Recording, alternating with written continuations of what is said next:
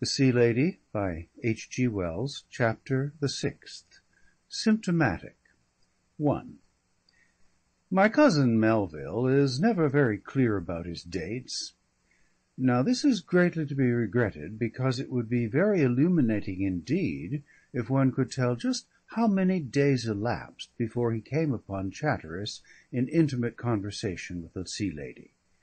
He was going along the front of the Leas with some books from the public library that Miss Glendower had suddenly wished to consult, and which she, with that entire ignorance of his lack of admiration for her, which was part of her want of charm for him, had bidden him bring her.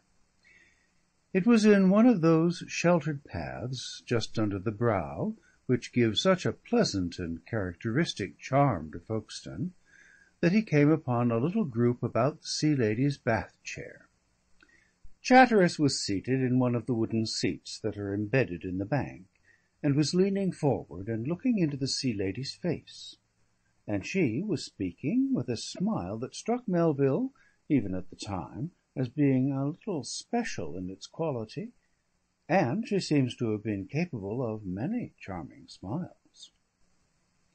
Parker was a little distance away, where a sort of bastion projects and gives a wide view of the pier and harbour and the coast of France, regarding it all with a qualified disfavour. And the bath-chairman was crumpled up against the bank, lost in that wistful melancholy that the constant perambulation of broken humanity necessarily engenders. My cousin slackened his pace a little, and came up and joined them. The conversation hung at his approach. Chatteris sat back a little, but there seemed no resentment, and he sought a topic for the three to discuss in the books Melville carried. "Books?" he said. "For Miss Glendower," said Melville. "Oh," said Chatteris. "What are they about?" asked the Sea Lady. "Land tenure," said Melville. "That's hardly my subject," said the Sea Lady, and Chatteris joined in her smile as if he saw a jest. There was a little pause. "You are contesting Hythe?" said Melville. "Fate points that way," said Chatteris. "They threaten a dissolution for September." "It will come in a month," said Chatteris, with the inimitable tone of one who knows. "In that case we shall soon be busy." "And I may canvass," said the Sea Lady. "I never have." "Miss Waters," explained Chatteris, "has been telling me she means to help us." He met Melville's eye frankly. "It's rough work, Miss Waters," said Melville. "I don't mind that. It's fun, and I want to help. I really do want to help, Mr. Chatteris." "You know, that's encouraging." "I could go around with you in my bath-chair?" "It would be a picnic," said Chatteris. "I mean to help anyhow," said the Sea Lady. "You know the case for the plaintiff?" asked Melville. She looked at him. "You've got your arguments?" "I shall ask them to vote for Mr. Chatteris, and afterwards, when I see them, I shall remember them and smile and wave my hand. What else is there?" "Nothing," said Chatteris, and shut the lid on Melville. "I wish I had an argument as good." "What sort of people are they here?" asked Melville. "Isn't there a smuggling interest to conciliate?" "I haven't asked that," said Chatteris. "Smuggling is over and past, 40 years ago. It always has been 40 years ago. They trotted out the last of the smugglers, interesting old man, full of reminiscences, when there was a Count of the Saxon shore. He remembered smuggling 40 years ago. Really, I doubt if there ever was any smuggling. The existing coastguard is a sacrifice to a vain superstition." "Why," cried the Sea Lady, "only about 5 weeks ago I saw quite near here—" She stopped abruptly and caught Melville's eye. He grasped her difficulty. "In a paper?" he suggested. "Yes, in a paper," she said, seizing the rope he threw her. "Well," said Chatteris, There is smuggling still," said the Sea Lady, with an air of someone who decides not to tell an anecdote that is suddenly found to be half forgotten. "There's no doubt it happens," said Chatteris, missing it all, "but it doesn't appear in the electioneering. I certainly shan't agitate for a faster revenue cutter. However things may be in that respect, I take the line that they are very well as they are. That's my line, of course." And he looked out to sea. The eyes of Melville and the Sea Lady had an intimate moment. "There, you know, is just a specimen of the sort of thing we do," said Chatteris. "Are you prepared to be as intricate as that?" "Quite," said the Sea Lady. My cousin was reminded of an anecdote. The talk degenerated into anecdotes of canvassing and ran shallow. My cousin was just gathering that Mrs. Bunting and Miss Bunting had been with the Sea Lady and had gone into the town to a shop, when they returned. Chatteris rose to greet them and explained, what had been by no means apparent before, that he was on his way to Adeline, and after a few further trivialities he and Melville went on together. A brief silence fell between them. "Who is that Miss Waters?"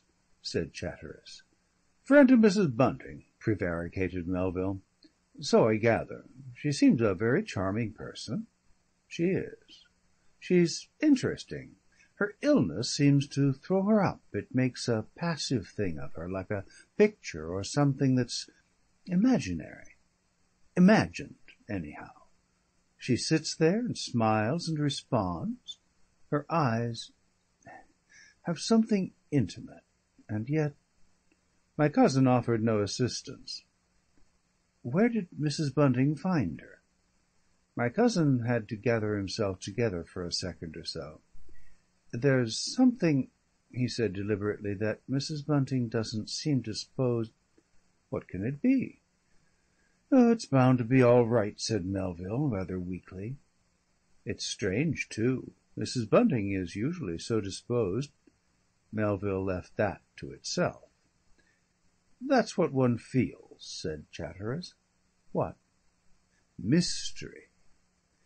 My cousin shares with me a profound detestation of that high mystic method of treating women. He likes women to be finite and nice. In fact, he likes everything to be finite and nice."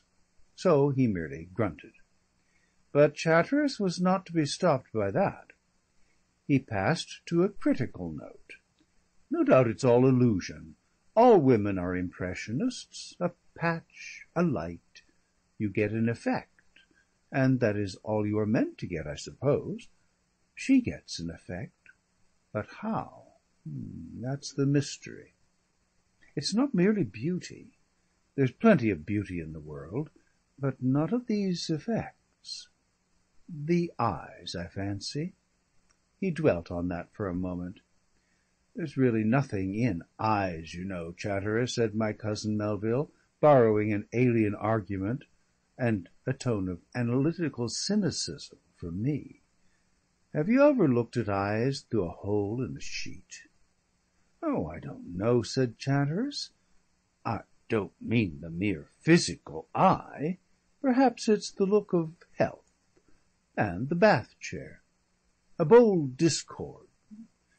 You don't know what's the matter, Melville?" "How?" "I gather from Bunting it's a disablement, not a deformity." "He ought to know." "I'm not so sure of that. You don't happen to know the nature of her disablement?" "I can't tell at all," said Melville in a speculative tone. It struck him he was getting to prevaricate better. The subject seemed exhausted. They spoke of a common friend whom the sight of the Métropole suggested. Then they did not talk at all for a time, until the stir and interest of the bandstand was past. Then Chatteris threw out a thought. "Complex business, feminine motives," he remarked. "How?" "This canvassing. She can't be interested in philanthropic liberalism." "There's a difference in the type." And besides, it's a personal matter. Not necessarily, is it? Surely there's not such an intellectual gap between the sexes. If you can get interested... Oh, I know. Besides, it's not a question of principles. It's the fun of electioneering. Fun? There's no knowing what won't interest the feminine mind, said Melville, and added, or what will? Chatteris did not answer. It's the direct visiting instinct, I suppose, said Melville. They all have it. It's the canvassing. All women like to go into houses that don't belong to them. Very likely, said Chatteris shortly, and failing a reply from Melville, he gave way to secret meditations, it would seem still of a fairly agreeable sort. The 12 o'clock gun thudded from Shorncliffe camp. By Jove, said Chatteris, and quickened his steps. They found Adeline busy amidst her papers. As they entered, she pointed reproachfully, yet with the protrusion of a certain Marcella-like undertone of sweetness, at the clock. The apologies of Chatteris were effusive and winning, and involved no mention of the Sea Lady on the leaves. Melville delivered his books and left them, already wading deeply into the details of the district organisation that the local Liberal organiser had submitted. 2. A little while after the return of Chatteris, my cousin Melville and the Sea Lady were under the ilex at the end of the sea garden, and, disregarding Parker, as every one was accustomed to do, who was in a garden chair doing some afternoon work at a proper distance, there was nobody with them at all. Fred and the girls were out cycling. Fred had gone with them at the Sea Lady's request, and Miss Glendower and Mrs. Bunting were at Hythe, calling diplomatically on some rather horrid local people who might be serviceable to Harry in his electioneering. Mr. Bunting was out fishing. He was not fond of fishing, but he was, in many respects, an exceptionally resolute little man, and he had taken to fishing every day in the afternoon after luncheon in order to break himself of what Mrs. Bunting called his ridiculous habit of getting seasick whenever he went out in a boat. He said that if fishing from a boat with pieces of mussels for bait after luncheon would not break the habit, nothing would. And certainly it seemed at times as if it were going to break everything that was in him. But the habit escaped. This, however, is a digression. These two, I say, were sitting in the ample shade under the evergreen oak, and Melville, I imagine, was in those fine, faintly patterned flannels that in the year 1899 combined correctness with ease. He was no doubt looking at the shaded face of the Sea Lady, framed in a frame of sunlit yellow-green lawn and black-green ilex leaves, at least so my impulse for verisimilitude conceives it, and she at first was pensive and downcast that afternoon, and afterwards she was interested, and looked into his eyes. Either she must have suggested that he might smoke, or else he asked. Anyhow, his cigarettes were produced. She looked at them with an arrested gesture, and he hung for a moment, doubtful on her gesture. "I supposed you," he said. "I never learned." He glanced at Parker, and then met the Sea Lady's regard. "It's one of the things I came for," she said. He took the only course. She accepted a cigarette and examined it thoughtfully. "Down there," she said, "it's just one of the things. You will understand we get nothing but saturated tobacco. Some of the mermen, there's something they have picked up from the sailors. Quids, I think they call it, but that's too horrid for words." She dismissed the unpleasant topic by a movement, and lapsed into thought. My cousin clicked his matchbox. She had a momentary doubt, and glanced towards the house. "Mrs. Bunting?" she asked. Several times, I understand, she asked the same thing. "She wouldn't mind," said Melville, and stopped. "She won't think it improper," he amplified, "if nobody else thinks it improper." "There's nobody else," said the Sea Lady, glancing at Parker, and my cousin lit the match. My cousin has an indirect habit of mind. With all general and all personal things, his desperation to get at them obliquely amounts almost to a passion. He could no more go straight to a crisis than a cat could to a stranger. He came off at a tangent now as he was sitting forward and scrutinising her first very creditable efforts to draw. "I just wonder," he said, "exactly what it was you did come for." She smiled at him over a little jet of smoke. "Why, this," she said. "And hairdressing." "And dressing." She smiled again after a momentary hesitation. "And all this sort of thing," she said, as if she felt she had answered him perhaps a little below his deserts. Her gesture indicated the house and the lawn and, my cousin Melville wondered just exactly how much else. "Am I doing it right?" asked the Sea Lady. "Beautifully," said my cousin, with a faint sigh in his voice. "What do you think of it?" "It was worth coming for," said the Sea Lady, smiling into his eyes. "But did you really just come?" She filled in his gap. "To see what life was like on land here? Isn't that enough?" Melville's cigarette had failed to light. He regarded its blighted career pensively. "Life," he said, "isn't all this sort of thing." "This sort of thing?" "Sunlight, cigarette smoking, talk, looking nice." "But it's made up?" "Not altogether." "For example?" "Oh, you know." "What?" "You know," said Melville, and would not look at her. "I decline to know," she said after a little pause. "Besides," he said. "Yes?" "You told Mrs. Bunting." It occurred to him that he was telling tales, but that scruple came too late. "Well?" "Something about a soul." She made no immediate answer. He looked up, and her eyes were smiling. "Mr. Melville," she said innocently, "what is a soul?" "Well," said my cousin readily, and then paused for a space. "A soul," said he, and knocked an imaginary ash from his extinct cigarette.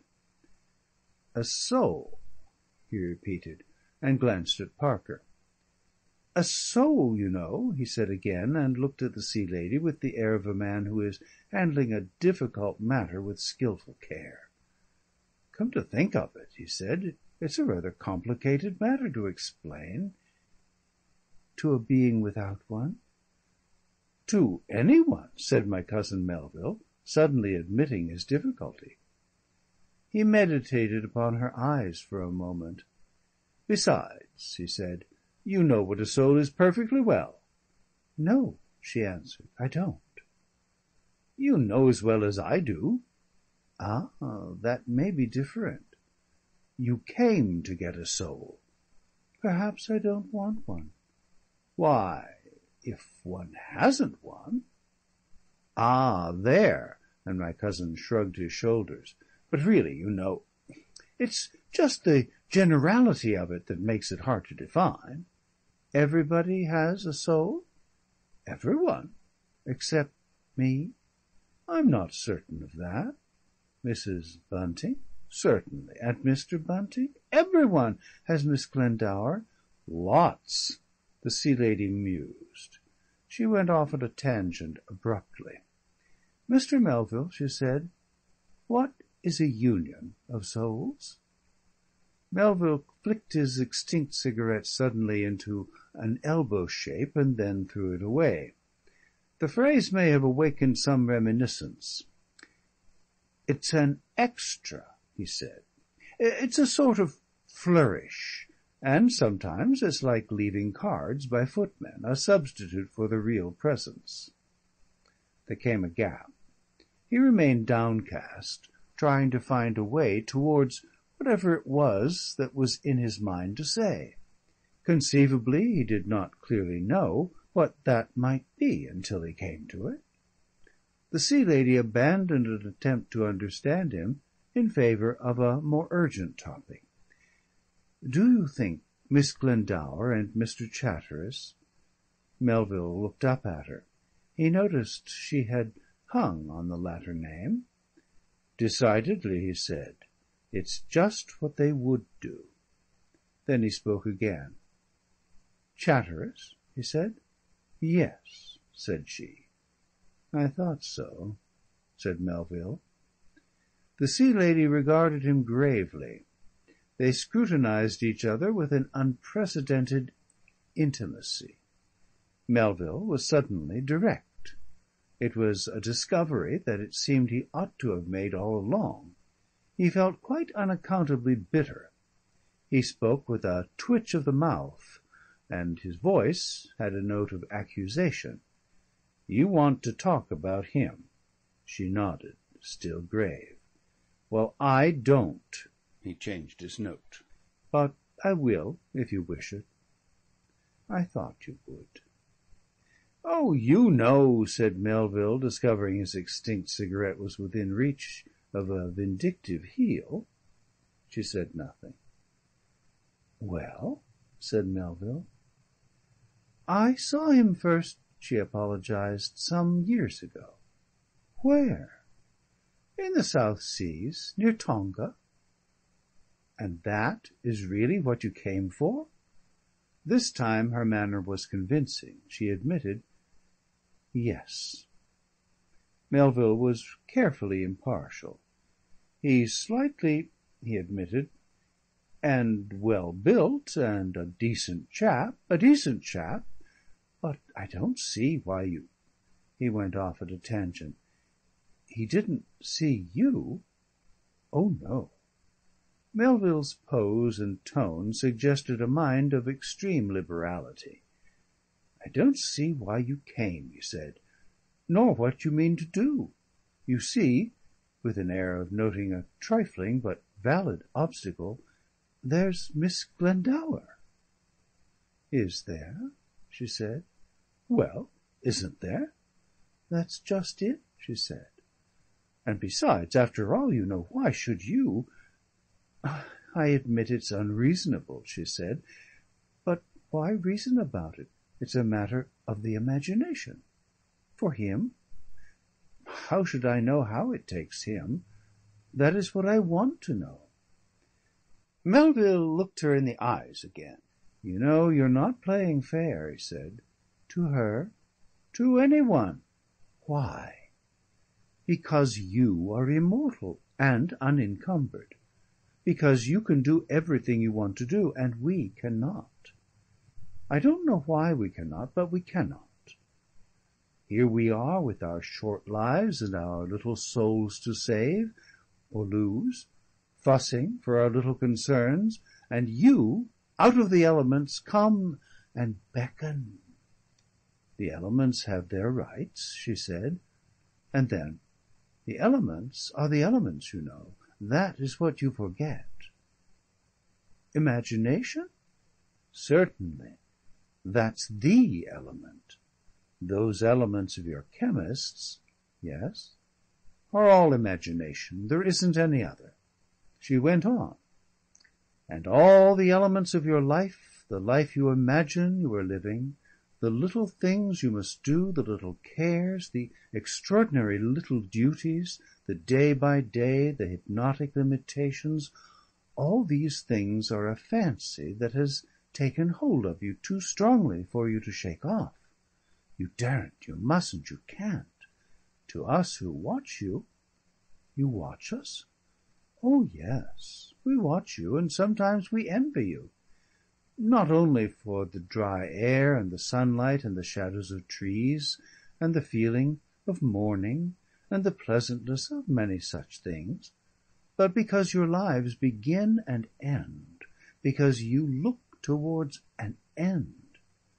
She reverted to her former topic. But you are so limited, so tied. The little time you have, you use so poorly. You begin and you end, and all the time between, it is as if you were enchanted. You are afraid to do this that would be delightful to do. You must do that, though you know all the time it is stupid and disagreeable. Just think of the things, even the little things, you mustn't do. Up there on the leas in this hot weather, all the people are sitting in stuffy, ugly clothes. Ever so much, too much clothes. Hot, tight boots, you know, when they have the most lovely pink feet, some of them, we see. And they are all with little to talk about and nothing to look at, and bound not to do all sorts of natural things, and bound to do all sorts of preposterous things. Why are they bound? Why are they letting life slip by them? Just as if they wouldn't all of them presently be dead. Suppose you were to go up there in a bathing dress and a white cotton hat. It wouldn't be proper, cried Melville. Why not? It would be outrageous. But anyone may see you like that on the beach. That's different. It isn't different. You dream it's different. And in just the same way, you dream all the other things that are proper or improper or good or bad to do. Because you are in a dream, a fantastic, unwholesome little dream. So small, so infinitely small. I saw you the other day dreadfully worried about a spot of ink on your sleeve, almost the whole afternoon. My cousin looked distressed. She abandoned the ink spot. Your life, I tell you, is a dream, and you can't wake out of it. And if so, why do you tell me? She made no answer for a space. Why do you tell me? He insisted. He heard the rustle of her movement as she bent towards him. She came warmly close to him. She spoke in a gently confidential undertone, as one who imparts a secret that is not to be too lightly given. Because, she said, there are better dreams. 3. For a moment it seemed to Melville that he had been addressed by something quite other than the pleasant lady in the bath-chair before him. But how? He began and stopped. He remained silent with a perplexed face. She leaned back and glanced away from him, and when at last she turned and spoke again, specific realities closed in on him once more. "Why shouldn't I?" she asked. "If I want to." "Shouldn't what?" "If I fancy Chatteris." One might think of obstacles, he reflected. "He's not hers," she said. "In a way he's trying to be," said Melville. "Trying to be? He has to be what he is. Nothing can make him hers. If you weren't dreaming you would see that." My cousin was silent. "She's not real," she went on. "She's a mass of fancies and vanities. She gets everything out of books. She gets herself out of a book. You can see her doing it here. What is she seeking? What is she trying to do? All this work, all this political stuff of hers. She talks of the condition of the poor. What is the condition of the poor? A dreary tossing on a bed of existence, a perpetual fear of consequences that perpetually distresses them. Lives of anxiety they lead because they do not know what a dream the whole thing is. Suppose they were not anxious and afraid. And what does she care for the condition of the poor after all? It is only a point of departure in her dream. In her heart she does not want their dreams to be happier. In her heart she has no passion for them, only her dream is that she should be prominently doing good, asserting herself, controlling their affairs, amidst thanks and praise and blessings. Her dream! Of serious things, a rout of phantoms, pursuing a phantom ignis fatuus, the afterglow of a mirage, vanity of vanities. It's real enough to her, as real as she can make it, you know. But she isn't real herself. She begins badly. And he, you know, he doesn't believe in it. I'm not so sure. I am, now. He's a complicated being. He will ravel out, said the Sea Lady. I think you misjudge him about that work of his, anyhow, said Melville. He's a man rather divided against himself. He added abruptly, we all are. He recovered himself from the generality. It's vague, I admit, a sort of vague wish to do something decent, you know, that he has. A sort of vague wish, she conceded, but... He means well, said Melville, clinging to his proposition. He means nothing. Only very dimly he suspects. Yes? What you too are beginning to suspect, that other things may be conceivable, even if they are not possible, that this life of yours is not everything, that it is not to be taken too seriously, because there are better dreams. The song of the sirens was in her voice. My cousin would not look at her face. I know nothing of any other dreams, he said. One has oneself and this life, and that is enough to manage. What other dreams can there be? Anyhow, we are in the dream. We have to accept it. Besides, you know, that's going off the question. We were talking of Chatteris and why you have come for him. Why should you come? Why should anyone outside come into this world? Because we are permitted to come, we immortals. And why, if we choose to do so and taste this life that passes and continues, as rain that falls to the ground, why should we not do it? Why should we abstain? And Chatteris, if he pleases me? He roused himself to a titanic effort against an oppression that was coming over him. He tried to get the thing down to a definite small case, an incident, an affair of considerations. But look here, you know, he said, what precisely do you mean to do if you get him? You don't seriously intend to keep up the game to that extent.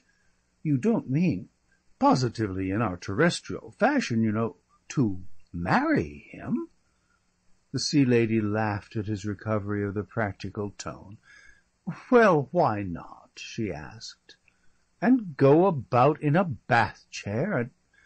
No, that's not it. What is it? He looked up into her eyes, and it was like looking into deep water. Down in that deep there stirred impalpable things. She smiled at him. No, she said, I shan't marry him and go about in a bath chair, and grow old as all earthly women must. It's the dust, I think, and the dryness of the air, and the way you begin and end. You burn too fast, you flare and sink and die. This life of yours, the illnesses and the growing old, when the skin wears shabby and the light is out of the hair, and the teeth, not even for love would I face it. No. But then, you know, her voice sank to a low whisper, there are better dreams. What dreams? Rebelled Melville. What do you mean? What are you? What do you mean by coming into this life, you who pretend to be a woman, and whispering to us who are in it, to us who have no escape? But there is an escape, said the Sea Lady. How? For some there is an escape, when the whole life rushes to a moment.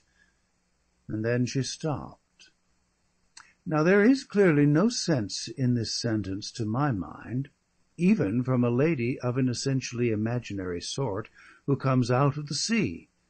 How can a whole life rush to a moment? But whatever it was she really did say, there is no doubt she left it half unsaid.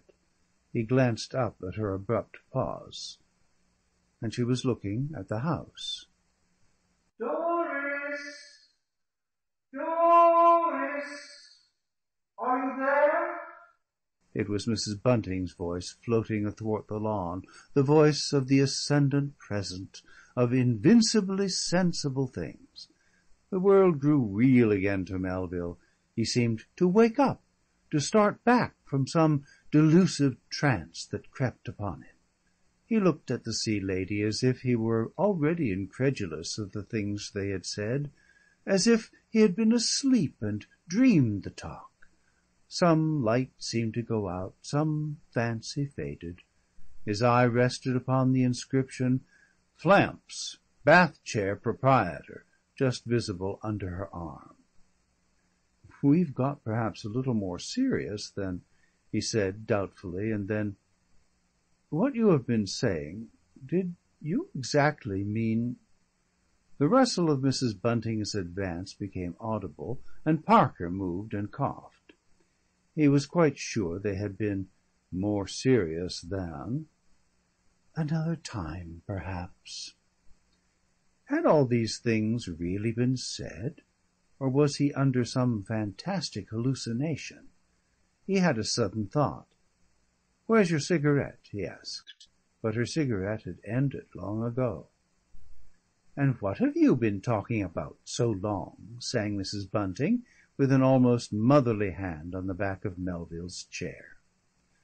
"Oh," said Melville, at a loss for once, and suddenly rising from his chair to face her, and then to the Sea Lady with an artificially easy smile, "what have we been talking about?" "All sorts of things, I dare say," said Mrs. Bunting, in what might almost be called an arch manner. And she honoured Melville with a special smile, one of those smiles that are morally almost winks. My cousin caught all the archness full in the face, and for 4 seconds he stared at Mrs. Bunting in amazement. He wanted breath. Then they all laughed together, and Mrs. Bunting sat down pleasantly and remarked quite audibly to herself, "As if I couldn't guess." 4. I gather that after this talk Melville fell into an extraordinary net of doubting. In the first place, and what was most distressing, he doubted whether this conversation could possibly have happened at all, and if it had, whether his memory had not played him some trick in modifying and intensifying the import of it all. My cousin occasionally dreams conversations of so sober and probable a sort as to mingle quite perplexingly with his real experiences. Was this one of these occasions? He found himself taking up and scrutinizing, as it were, first this remembered sentence and then that. Had she really said this thing, and quite in this way? His memory of their conversation was never quite the same for 2 days together. Had she really and deliberately foreshadowed for Chatteris some obscure and mystical submergence?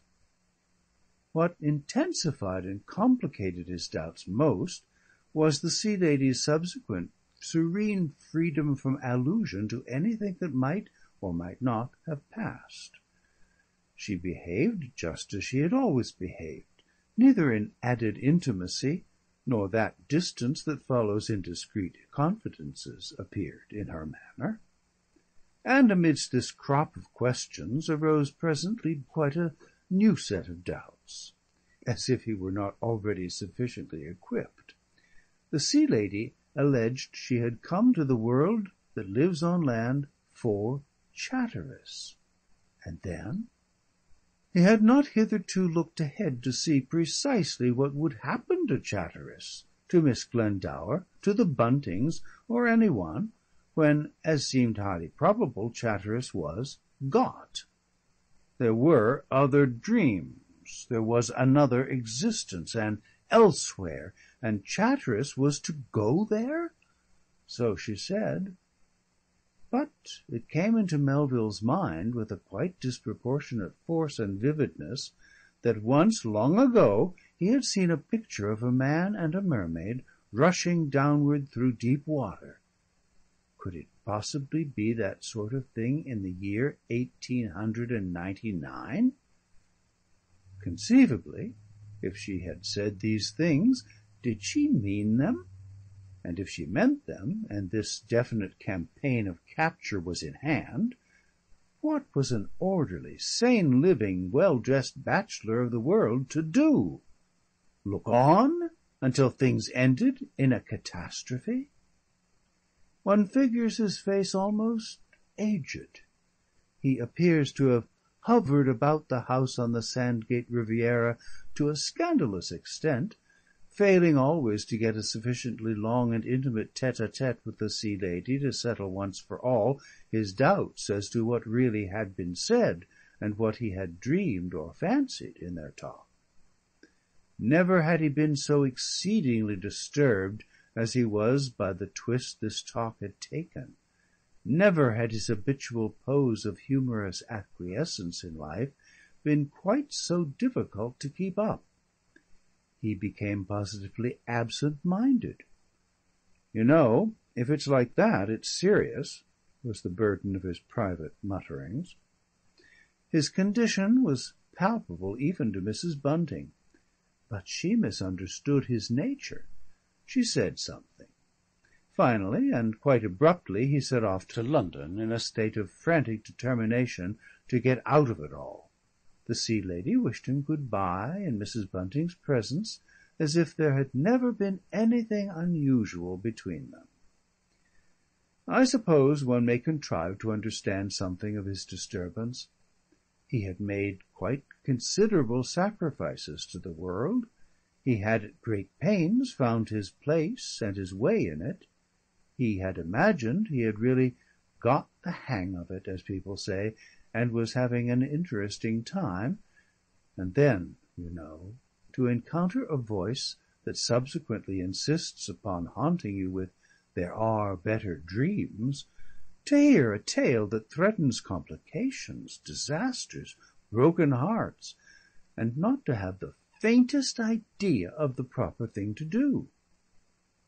But I do not think he would have bolted from Sandgate until he had really got some more definite answer to the question, what better dreams, until he had surprised or forced some clearer illumination from the passive invalid, if Mrs. Bunting, one morning, had not very tactfully dropped a hint.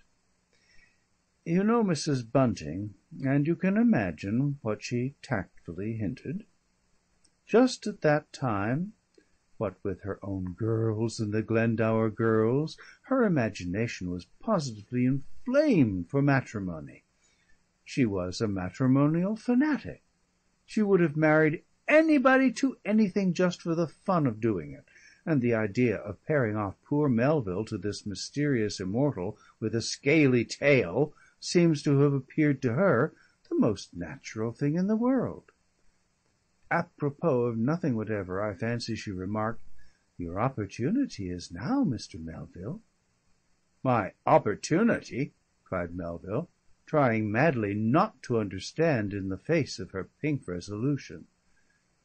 "You've a monopoly now," she cried, "but when we go back to London with her, there will be ever so many people running after her." I fancy Melville said something about carrying the thing too far. He doesn't remember what he did say. I don't think he even knew at the time. However, he fled back to London in August, and was there so miserably at loose ends that he had not the will to get out of the place. On this passage in the story he does not dwell, and such verisimilitude as may be must be supplied by my imagination. I imagine him in his charmingly appointed flat, a flat that is light without being trivial, and artistic with no want of dignity or sincerity, finding a loss of interest in his books, a loss of beauty in the silver he not too vehemently collects. I imagine him wandering into that dainty little bedroom of his, and around into the dressing-room, and there, wrapped in a blank contemplation of the 27 pairs of trousers, all creasing neatly in their proper stretchers, that are necessary to his conception of a wise and happy man. For every occasion he has learnt in a natural, easy progress to knowledge the exquisitely appropriate pair of trousers, the permissible upper garment, the becoming gesture and word. He was a man who had mastered his world. And then, you know, the whisper, "There are better dreams." What dreams, I imagine him asking, with a defensive note. Whatever transparence the world might have had, whatever suggestion of something beyond there in the sea garden at Sandgate, I fancy that in Melville's apartments in London it was indisputably opaque. And, "Damn it," he cried, "if these dreams are for Chatteris, why should she tell me? Suppose I had the chance of them, whatever they are."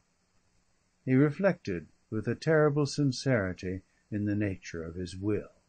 No, and then again, no. And if one mustn't have 'em, why should one know about 'em and be worried by them? If she comes to do mischief, why shouldn't she do mischief without making me an accomplice? He walks up and down and stops at last and stares out of his window on the jaded summer traffic going Haymarket way. He sees nothing of that traffic. He sees the little sea garden at Sandgate, and that little group of people, very small and bright, and something hanging over them. It isn't fair on them, or me, or anybody. Then, you know, quite suddenly I imagine him swearing. I imagine him at his luncheon, a meal he usually treats with a becoming gravity.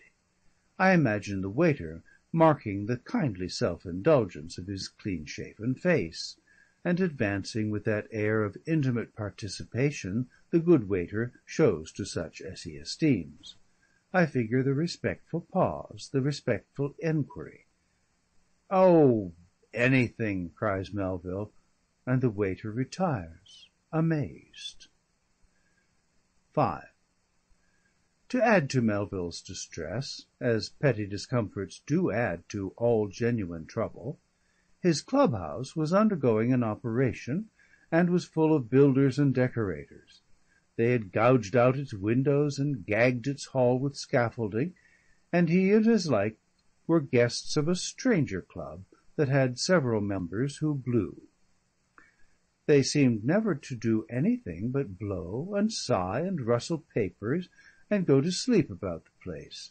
They were like blight spots on the handsome plant of this host club, and it counted for little with Melville, in the state he was in, that all the fidgety breathers were persons of eminent position.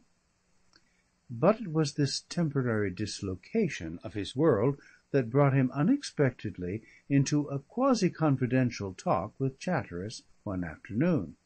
For Chatteris was one of the less eminent and amorphous members of this club that was sheltering Melville's club. Melville had taken up Punch. He was in that mood when a man takes up anything, and was reading, he did not know exactly what. Presently he sighed, looked up, and discovered Chatteris entering the room. He was surprised to see Chatteris, startled, and just faintly alarmed, and Chatteris, it was evident, was surprised and disconcerted to see him. Chatteris stood in as awkward an attitude as he was capable of, staring unfavourably, and for a moment or so he gave no sign of recognition. Then he nodded and came forward reluctantly. His every movement suggested the will without the wit to escape. "You here?" he said. "What are you doing away from Hythe at this time?" asked Melville. "I came here to write a letter," said Chatteris. He looked about him rather helplessly.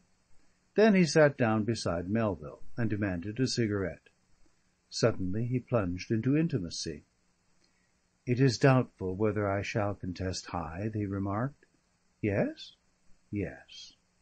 He lit his cigarette. "Would you?" he asked. "Not a bit of it," said Melville. "But then it's not in my line." "Is it mine?" "Isn't it a little late in the day to drop it?" said Melville. "You've been put up for it now. Everyone's at work. Miss Glendower—" "I know," said Chatteris. "Well?" "I don't seem to want to go on." "My dear man!" "It's a bit of overwork perhaps. I'm off colour. Things have gone flat. That's why I'm up here." He did a very absurd thing. He threw away a quarter-smoked cigarette and almost immediately demanded another. "You've been a little immoderate with your statistics," said Melville. Chatteris said something that struck Melville as having somehow been said before. "Election, progress, good of humanity, public spirit, none of these things interest me really," he said. "At least not just now." Melville waited. "One gets brought up in an atmosphere in which it's always being whispered that one should go for a career. You learn it at your mother's knee. They never give you time to find out what you really want. They keep on shoving you at that. They form your character. They rule your mind. They rush you into it."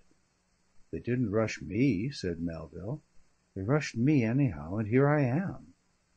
"You don't want a career?" "Well, look what it is." "Oh, if you look at what things are. First of all, the messing about to get into the House. These confounded parties mean nothing, absolutely nothing. They aren't even decent factions.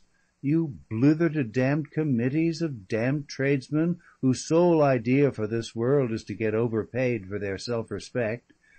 You whisper and hobnob with local solicitors and get yourself seen about with them. You ask about the charities and institutions, and lunch and chatter and chum with every conceivable form of human conceit and pushfulness and trickery." He broke off. "It isn't as if they were up to anything. They're working in their way just as you are working in your way. It's the same game with all of them. They chase a phantom gratification. They toil and quarrel and envy night and day in the perpetual attempt to persuade themselves in spite of everything that they are real and a success." He stopped and smoked. Melville was spiteful. "Yes," he admitted, "but I thought your little movement was to be something more than party politics and self-advancement." He left his sentence interrogatively incomplete. "The condition of the poor," he said. "Well," said Chatteris, regarding him with a sort of stony admission in his blue eyes. Melville dodged the look. "At Sandgate," he said, "there was, you know, a certain atmosphere of belief." "I know," said Chatteris for the second time. "That's the devil of it," said Chatteris after a pause. "If I don't believe in the game I'm playing, if I'm left high and dry on this shoal, with the tide of belief gone past me, it isn't my planning anyhow. I know the decent thing I ought to do. I mean to do it. In the end I mean to do it. I'm talking in this way to relieve my mind. I've started the game and I must see it out. I've put my hand to the plough and I mustn't go back. That's why I came to London, to get it over with myself. It was running up against you set me off. You caught me at the crisis." "Ah," said Melville. "But for all that, the thing is, as I said, none of these things interest me really. It won't alter the fact that I am committed to fight a phantom election, about nothing in particular, for a party that's been dead 10 years. And if the ghosts win, go into the Parliament as a constituent spectre. There it is, as a mental phenomenon." He reiterated his cardinal article. "The interest is dead," he said. "The will has no soul." He became more critical. He bent a little closer to Melville's ear. "It isn't really that I don't believe. When I say I don't believe in these things, I go too far, I do. I know the electioneering, the intriguing, is a means to an end. There is work to be done, sound work and important work, only—" Melville turned an eye on him over his cigarette end. Chatteris met it, seemed for a moment to cling to it. He became absurdly confidential. He was evidently in the direst need of a confidential ear. "I don't want to do it. When I sit down to it, square myself down in the chair, you know, and say, 'Now for the rest of my life this is it. This is your life, Chatteris,' there comes a sort of terror, Melville." Said Melville, and turned away. Then he turned on Chatteris with the air of a family physician, and tapped his shoulder 3 times as he spoke. "You've had too much statistics, Chatteris," he said. He let that soak in. Then he turned about towards his interlocutor and toyed with a clubbed ash-tray. "It's every day has overtaken you," he said. "You can't see the wood for the trees. You forget the spacious design you are engaged upon in the heavy details of the moment. You are like a painter who has been working hard upon something very small and exacting in a corner. You want to step back and look at the whole thing." "No," said Chatteris, "that isn't quite it." Melville indicated that he knew better. "I keep on stepping back and looking at it," said Chatteris. "Just lately I've scarcely done anything else. I'll admit it's a spacious and noble thing, political work done well. Only I admire it, but it doesn't grip my imagination. That's where the trouble comes in." "What does grip your imagination?" asked Melville. He was absolutely certain the Sea Lady had been talking this paralysis into Chatteris, and he wanted to see just how far she had gone. "For example," he tested, "are there, by any chance, other dreams?" Chatteris gave no sign at the phrase. Melville dismissed his suspicion. "What do you mean, other dreams?" asked Chatteris. "Is there conceivably another way, another sort of life, some other aspect?"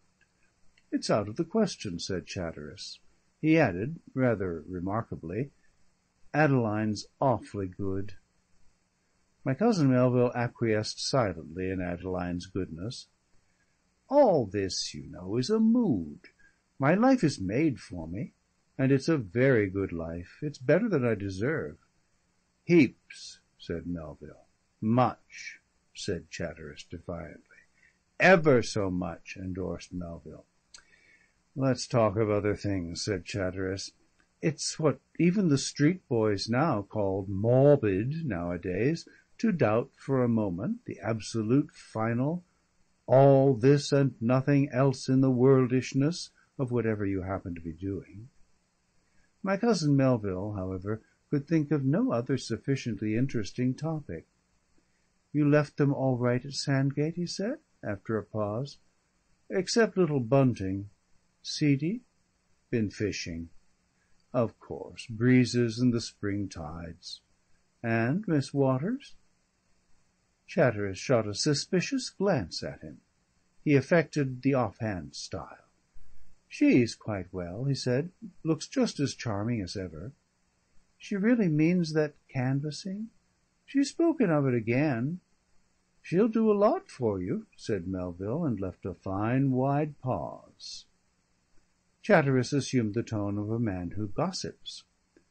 "Who is this Miss Waters?" he asked. "A very charming person," said Melville, and said no more. Chatteris waited, and his pretence of airy gossip vanished. He became very much in earnest. "Look here," he said. "Who is this Miss Waters?" "How should I know?" prevaricated Melville. "Well, you do know, and the others know. Who is she?" Melville met his eyes. "Won't they tell you?" he asked. "That's just it," said Chatteris. "Why do you want to know?" "Why shouldn't I know?" "There's a sort of promise to keep it dark." "Keep what dark?" My cousin gestured. "It can't be anything wrong." My cousin made no sign. "She may have had experiences?" My cousin reflected a moment on the possibilities of the deep sea life. "She has had them," he said. "I don't care if she has." There came a pause. "Look here, Melville," said Chatteris, "I want to know this. Unless it's a thing to be specially kept from me, I don't like being among a lot of people who treat me as an outsider. What is this something about Miss Waters? What does Miss Glendower say? Vague things. She doesn't like her, and she won't say why. And Mrs. Bunting goes about with discretion written all over her. And she herself looks at you, and that maid of hers looks. The thing's worrying me. Why don't you ask the lady herself?" "How can I till I know what it is? Confound it, I'm asking you plainly enough." "Well," said Melville, and at the moment he had really decided to tell Chatteris, but he hung upon the manner of presentation. He thought in the moment to say, "The truth is, she is a mermaid." Then, as instantly, he perceived how incredible this would be. He always suspected Chatteris of a capacity for being continental and romantic. The man might fly out at him for saying such a thing of a lady. A dreadful doubt fell upon Melville. As you know, he had never seen that tale with his own eyes.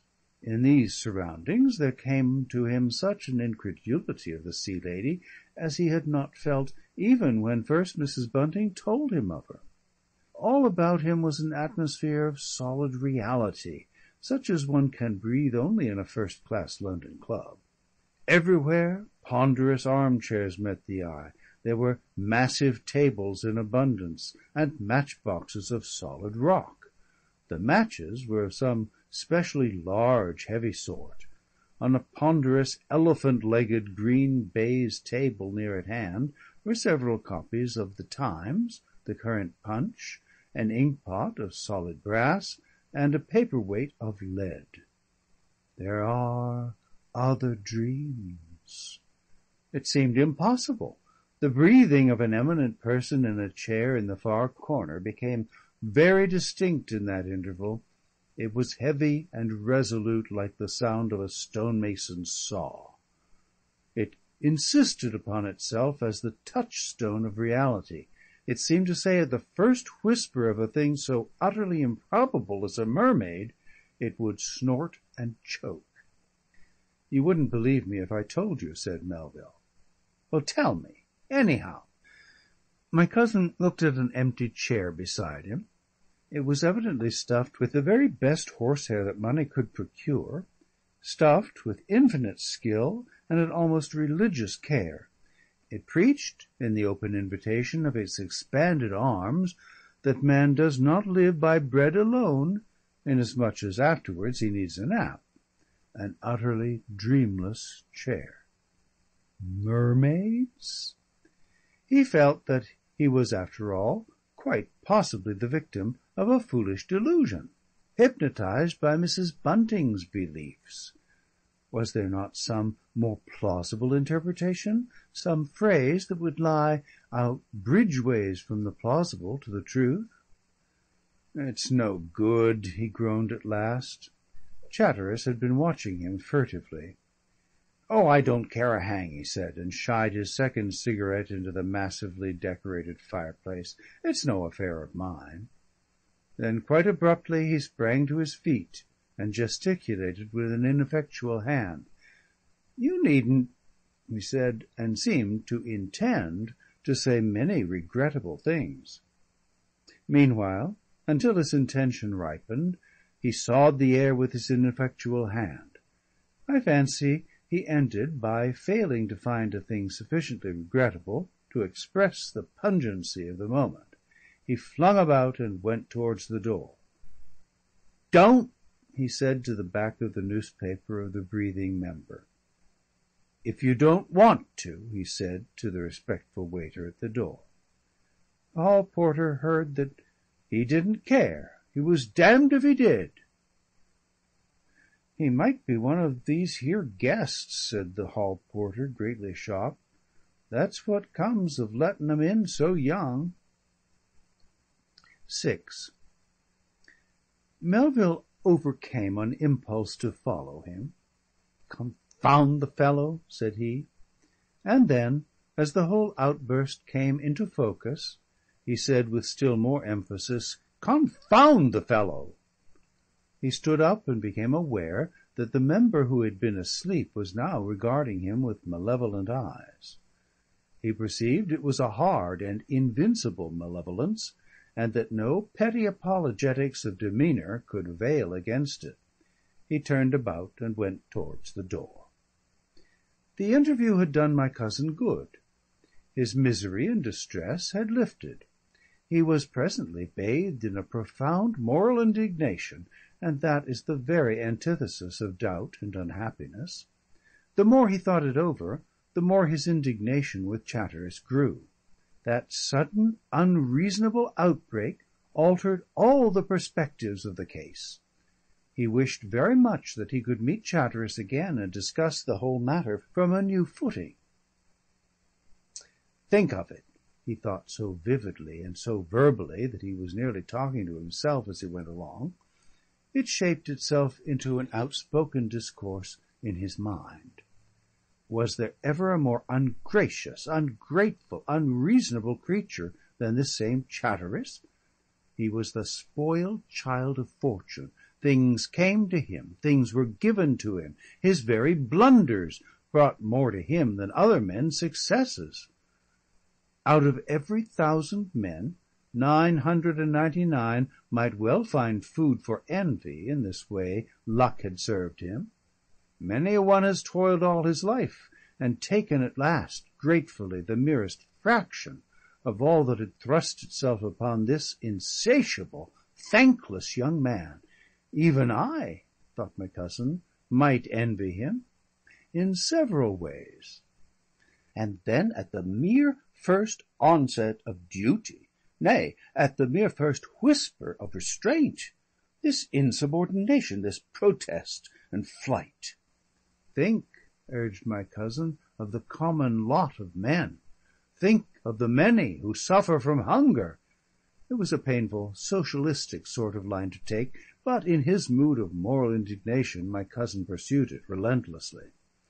Think of many who suffer from hunger, who lead lives of unremitting toil, who go fearful, who go squalid, and withal strive in a sort of dumb, resolute way their utmost to do their duty, or at any rate what they think to be their duty.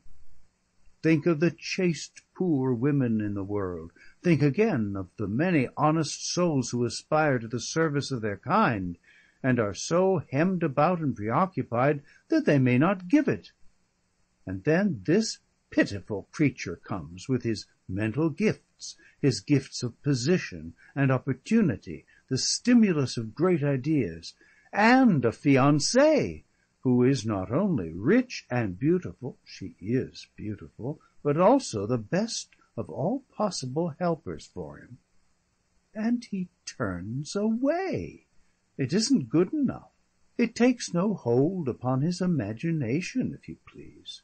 It isn't beautiful enough for him. And what's the plain truth of the matter? What does the man want? What does he expect? My cousin's moral indignation took him the whole length of Piccadilly, and along by Rotten Row, and along the flowery garden walks almost into Kensington High Street, and so around by the Serpentine to his home, and it gave him such an appetite for dinner as he had not had for many days.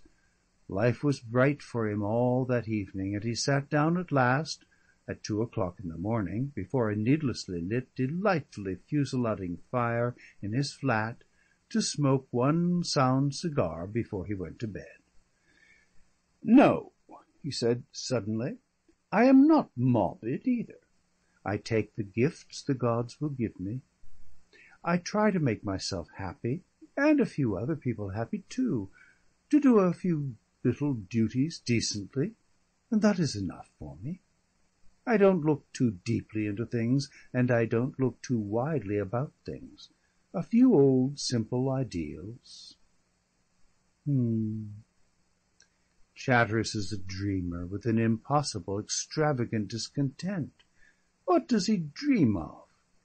3 parts he is a dreamer, and the 4th part, spoiled child. Dreamer. Other dreams. What other dreams could she mean?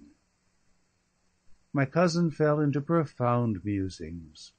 Then he started, looked about him, saw the time by his Rathbone clock, got up suddenly, and went to bed. End of chapter 6. Recording by Thomas Copeland.